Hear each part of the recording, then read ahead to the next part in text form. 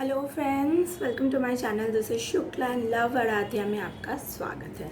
अगर आप मेरे चैनल पर नए आए हैं तो please do subscribe my channel and उसके पास एक बेल बटन मिलेगा, उसको भी हिट कर लेना ताकि आपको मेरे वीडियोस की नोटिफिकेशंस मिलती रहें। तो गाइज़, आज हम जिस टॉपिक के बारे में बात करेंगे वो बहुत ही ज़्यादा इम्पॉर्टेंट है एक मैरिड कपल के लिए। Because after you are getting married, सबसे जो इम्पॉर्टेंट क्वेश्चंस आपको और इम्पॉर्टेंट भी है और बहुत ज़्यादा इरिटेटिंग भी है, हर कोई आपसे पूछेगा कि when you are becoming a parent और as if like you understand ना मैं क्या बोलने की कोशिश कर रही हूँ कि सभी लोग आपको पूछेंगे कि कब बच्चा ले रहे हो, कब बच्चा कर रहे हो, and it's a very irritating eight that point of time.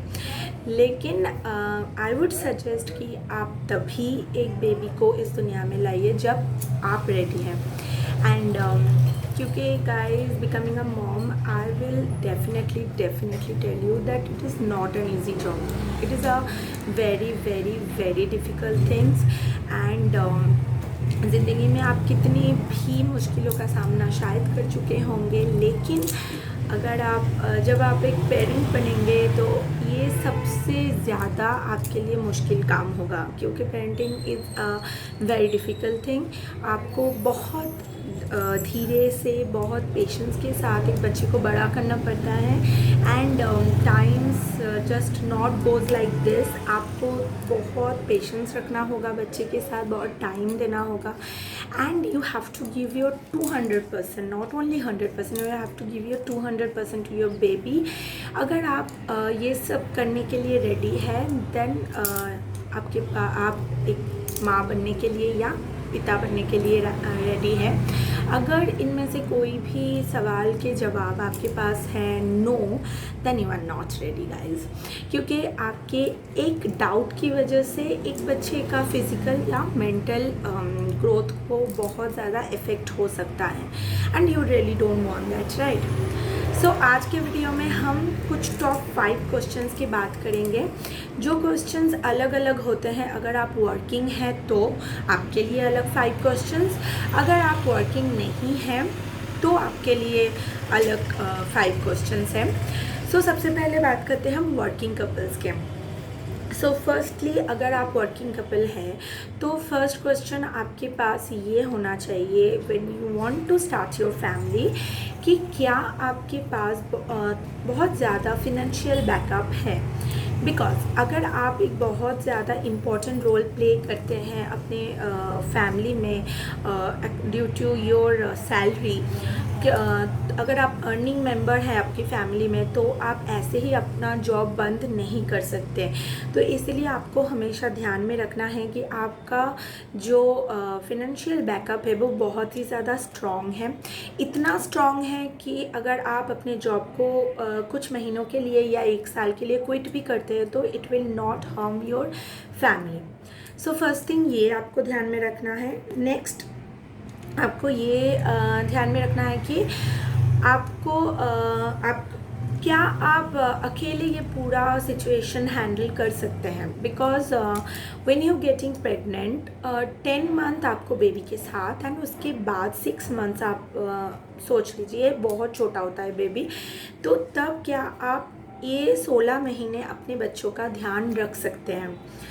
तो अगर आपके पास आंसर है येस, देन इट्स ओके, आप अपना जॉब क्विट करके आप ये देख सकते हैं। लेकिन अगर आपके पास आंसर है कि no, I can't be able to be there with my child for a very long time, for this period of time, तो आप देखिए कि इंस्टेड ऑफ यू कौन आपके बच्चे के साथ रह सकता है, या अगर जब आप प्रेग्नेंट है तो आपको किसकी हेल्प की ज़रूरत है, तो वो आप देख लीजिए। अगर आपके पास कोई ऐसा है, आपकी मॉम हो या फिर कोई दूसरा कोई हो जो आपके साथ रह सके, तो अगर उनसे सलाह मशवरा कर लीजिए। And if they have time, and तो please sorry for the noise guys. So अगर उनके पास भी टाइम है और आपके पास भी टाइम है तो देन इट्स ओके, आपको सेकेंड क्वेश्चन का आंसर भी यस मिल जाएगा।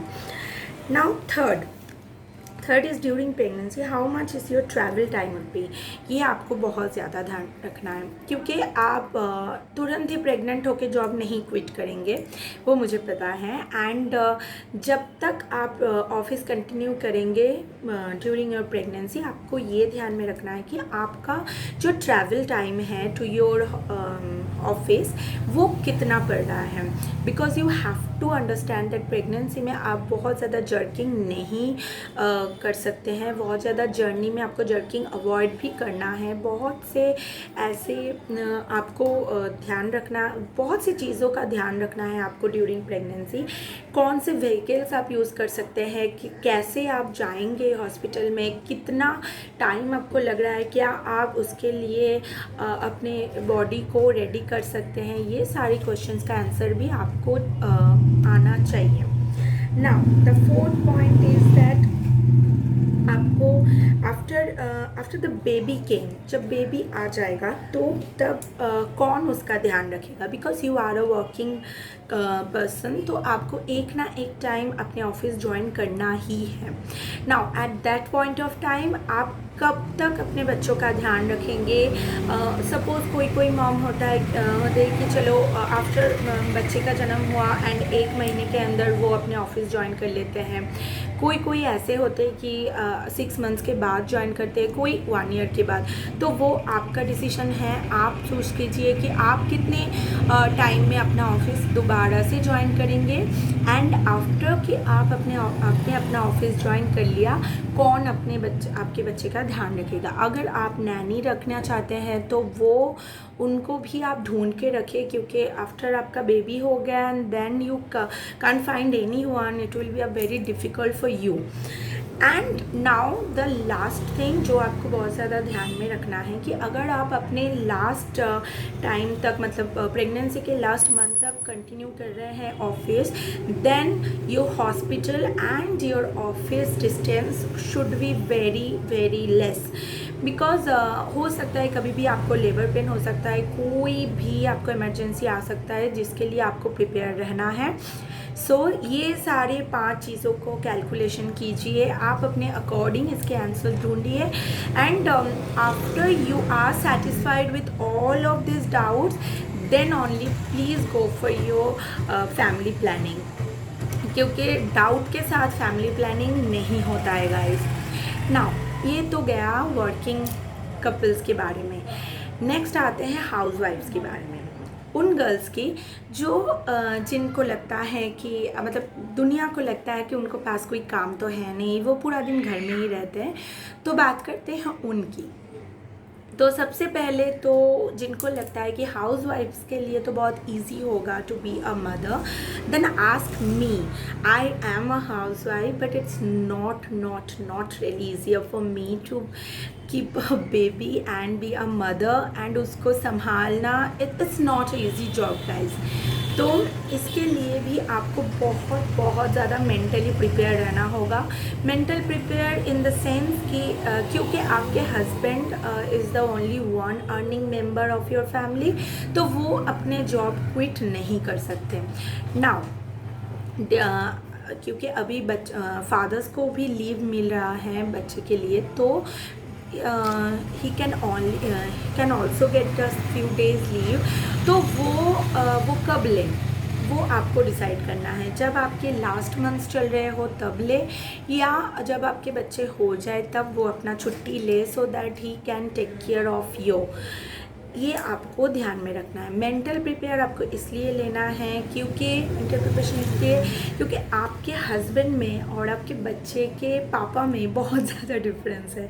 आप वो सारी चीज़ें जो आपके हस्बैंड आपके लिए करते होंगे, वो सारी चीज़ें आपके बच्चे के पापा आपके लिए नहीं कर पाएंगे। बिकॉज जब आपके हस्बैंड आपके लिए कुछ भी कर रहे हैं तब आप भी फ्री है, लेकिन जब बच्चे हो जाएंगे तब you are not free at all. आपको तब 24 आवर्स भी कम लगने लगेंगे। And at that point of time आपके जो एक्सपेक्टेशंस लेवल्स है वो ऐसे उसका ग्राफ एकदम हाई होता रहता है। कितना नॉइज़ हो रहा है यार।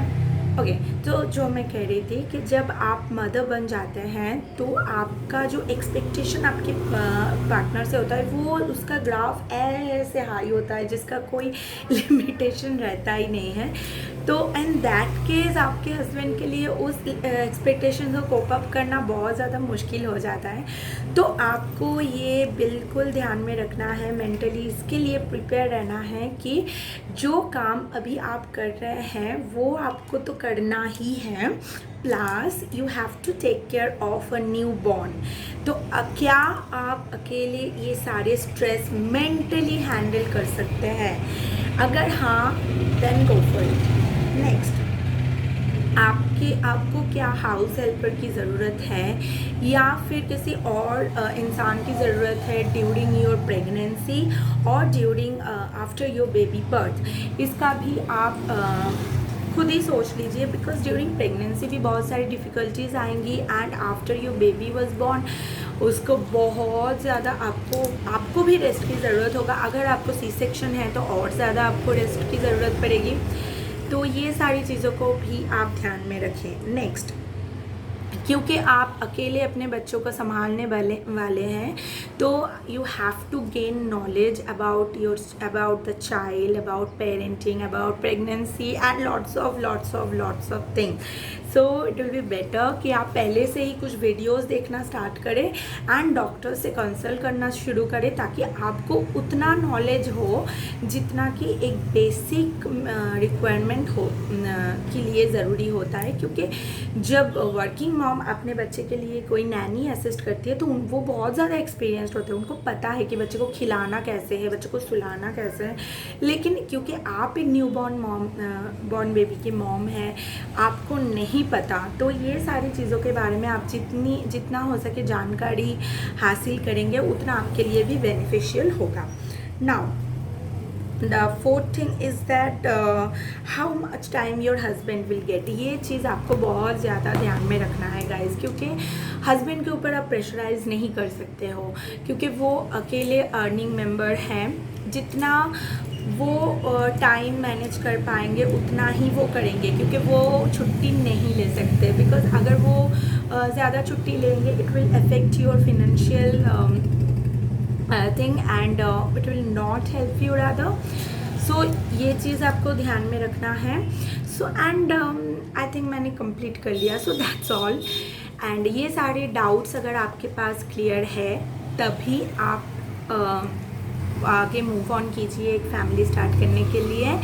एंड गाइज ट्रस्ट मी, जितना मैंने कहा कि पेरेंटिंग ईजी नहीं है, हाँ ये ईजी नहीं है, लेकिन जो खुशी आपको आपके बच्चे के मुस्कुराहट में मिलेगी, आपको आपके बच्चे की ग्रोथ में मिलेगी, trust me on that guys, आपको वो खुशी दुनिया के किसी भी चीज़ में नहीं मिलेगी। जब आप आपके सामने एक बच्चे को बड़ा होते देखेंगे उसकी खुशी आपको दुनिया में सबसे ज़्यादा प्यारा होगा। सो इसी बारे में सोचिए। एंड पैसा भी आता जाता रहेगा, सब कुछ आता जाता रहेगा, लेकिन बच्चा जब होता है तो वो जो उसके ग्रोथ के एजेस होते हैं वो जब एक बार चला जाएगा तो वो वापस नहीं आएगा। तो ये सारी चीज़ों को ध्यान में रखिए, अपने बच्चे के साथ टाइम स्पेंड कीजिए। एंड आपके पार्टनर, अगर आप अभी तक सोच रहे हैं अपने फैमिली स्टार्ट करने के लिए, तो सबसे पहले आप अपने हस्बैंड के साथ बैठिए, उनके साथ ये सारी चीज़ें डिस्कस कीजिए and then go for it guys and have a great family है। So thank you so much for watching this video guys. That's all for today's video. मिलते हैं नेक्स्ट वीडियो में, तब तक के लिए be happy, keep smiling, bye guys.